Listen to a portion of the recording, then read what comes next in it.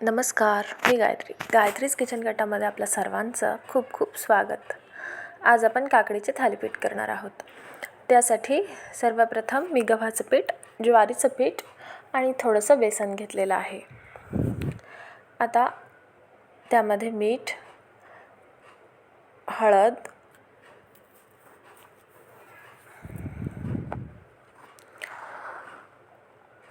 लाल तिखट, जिरे, ओवा आणि तीळ घालून घ्यायचे आहेत. वरून कोथिंबीर, कढीपत्ता,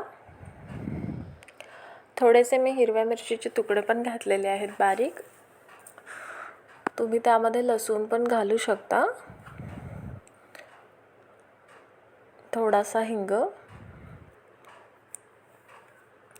आणि आता आपण काकडीचा बारीक केस घालायचा आहे.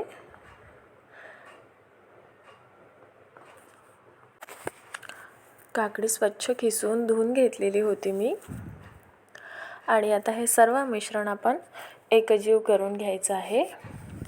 हळूहळू एकजीव करायचं आहे आणि थोडं थोडं लागेल तसं पाणी आपण यामध्ये घालायचं, कारण काकडी आणि मिठाला पाणी सुटतं, त्यामुळे पीठ आपलं सैल होऊ शकतं.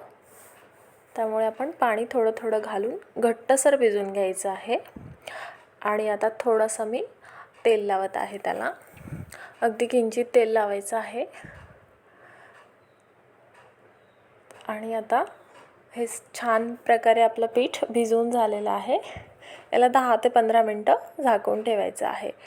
आणि आता मी इथे एक कॅरी बॅग घेतलेली आहे प्लास्टिकची, आणि त्यावर मी याला हातानेच थापून घेत आहे.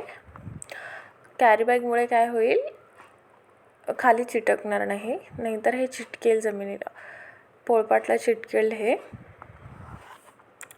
वरून सुद्धा प्लास्टिक घालून घेतलं आणि त्याला छान छोट्या छोट्या याच्यामध्ये, जास्त मोठे नाही करायचे.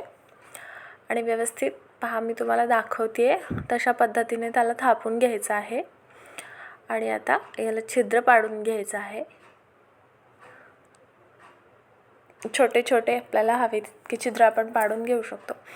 आता तव्याला तेल लावायचं आहे छानपैकी.